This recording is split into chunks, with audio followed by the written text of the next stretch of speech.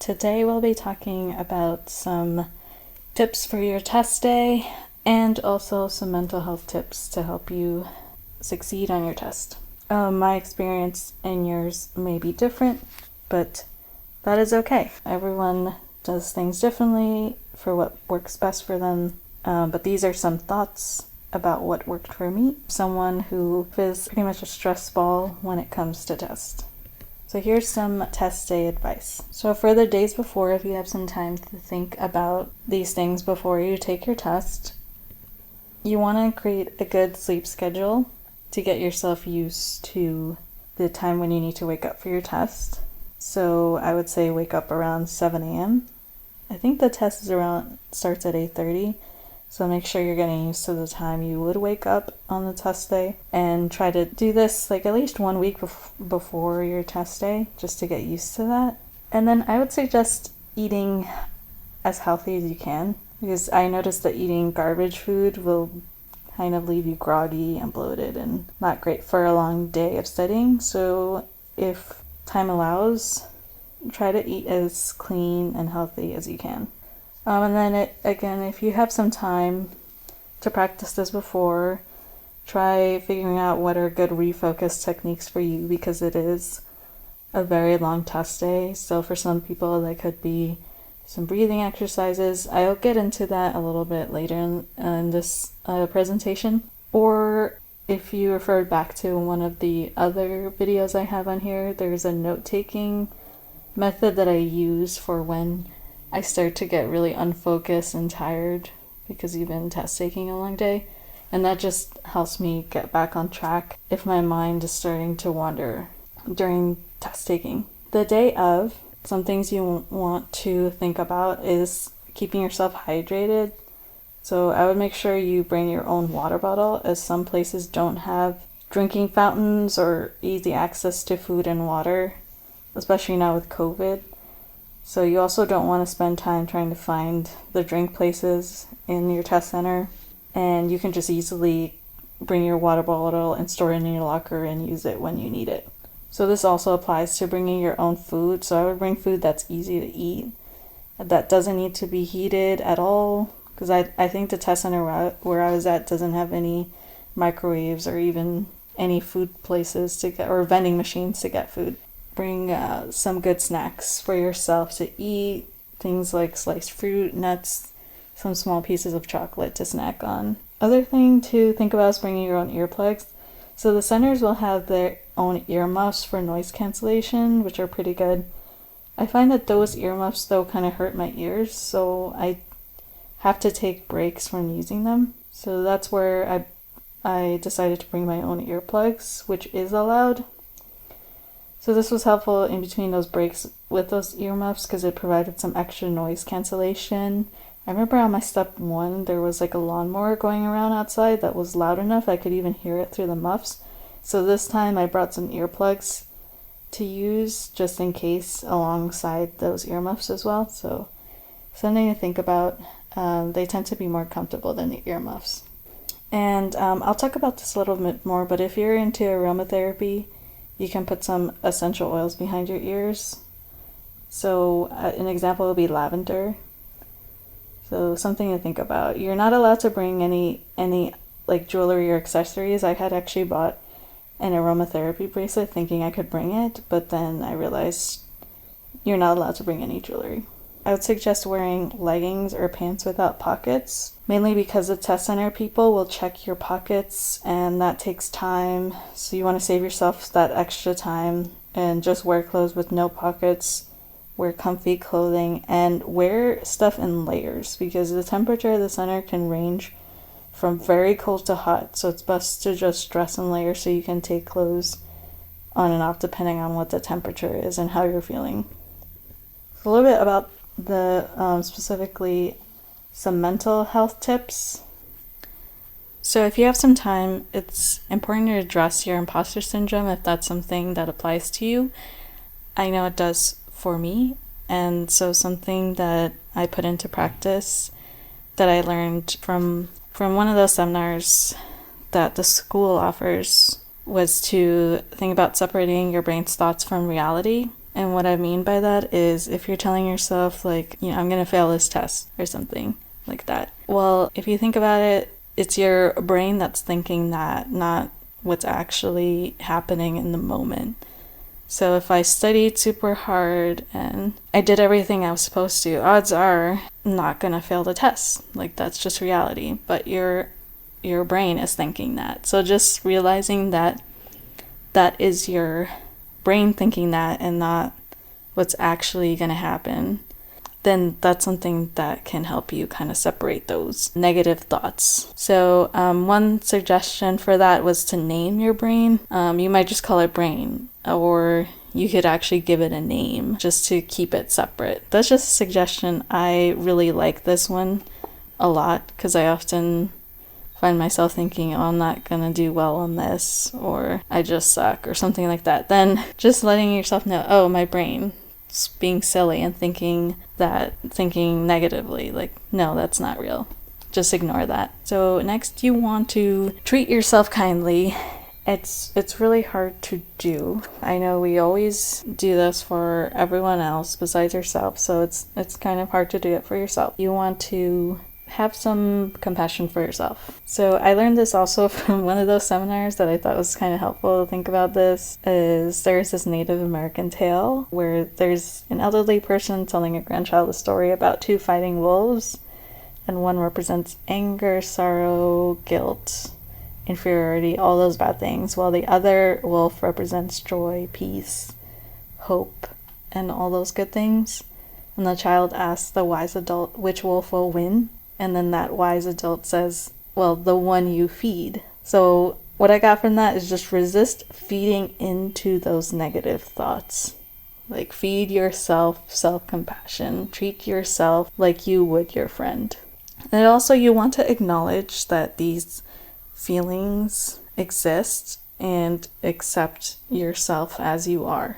This kind of like epiphany came through when I was feeling anxious about people telling me to be more confident, and I wasn't really sure what being confident meant.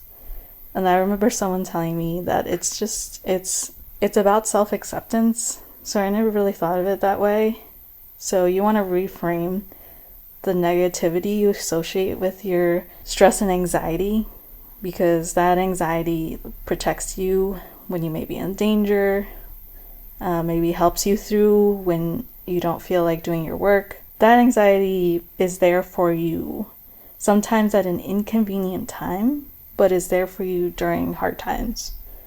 It's not making you weak. It can give you strength and clarity about yourself. So I think that's just an important thing to reframe that, not in a negative light, but in a positive light. Other thing you want to think about is getting yourself hyped. Think about, like, what would this best version of yourself do? And something I learned from one of these social media outlets. As a minority person, I often suffer from both imposter syndrome, but even slightly worse than that. So one of the things I learned was, what would that inner white male version of yourself do? That person would go for it, like would know that they were going to succeed or be able to pass this test easily. So that's what I told myself. I told, my inner ortho bro self that he would take this test, he wouldn't care, he would go for it. He would have no doubts he was going to succeed on this test. So I just channeled that inner ortho bro and went into that with this mentality. Whatever that best version of yourself you see yourself as, think about that and kind of emulate that mentality. And just showing up for the test is a big step. Like, you made it through all that hard stuff and you got here. So that's changing your mentality to just acknowledging that you made it. Like, that's already a big step. Another thing you want to think about doing is talking to your friends about when you're taking the test and how you're feeling through it. If they're in med school, odds are they've also been through it or feeling the same thing as you are. Or if they haven't, then, just they'll be there to support you if you're feeling stressed about it. I was kind of really touched by all the people who I had reached out to and remembered that I was taking this test and actually reached out to me a day or the day of the test to kind of encourage me to get through it. So it's important to not isolate yourself during these tough times. Other thing you can do is journaling. So I have this journaling app called Drawer. There's a free version. There's also a version with other features if you want to buy a subscription. But what was helpful about this is helping you kind of lay out your feelings for the day. Just like building awareness. Like you could look back on your notes from the other day and just see how that changes over time. And just writing it down just really helps you know what you're feeling in that moment. I recommend it. I use this actually journaling more for a function of hyping myself up, like telling myself little phrases of what I'm good at. Like, for example, if I cooked a meal today, I would say, I'm good at cooking today. Or if I did a UWorld block, I said, I am good at studying, or something like that. Just really encouraging stuff for the journaling aspect of it, but you can kind of go with it how you want to go with it. I just found it a good exercise to do during the month that I was studying. And it kind of got less frequent as I got closer to the test, but I'm really glad I did it. So I can look back and see kind of those positive affirmations about myself. Next is meditation before sleep. So I found on these, like getting closer to the test date, like my mind was racing with all those facts and knowledge that you learn. So some of the things I did if I was having trouble sleeping is do a quick meditation before going to bed. Headspace has really good meditations for sleep. So I recommend checking that out, or I'm sure YouTube has a lot of them. I would search for body scan. I think that's the best type of meditation for sleep. And body scan, just usually what it does is it'll tell you to focus on a certain part of your body, and it moves all the way up. Like, let's say it starts with your feet, and it tells you to feel your muscles relaxing in your feet, and then it'll move up to your legs, and then your chest, and then your head. So I recommend that one if you're going to search for that on YouTube. Okay, and overall, I really like this meme. I've sent it to certain people. I've saved this.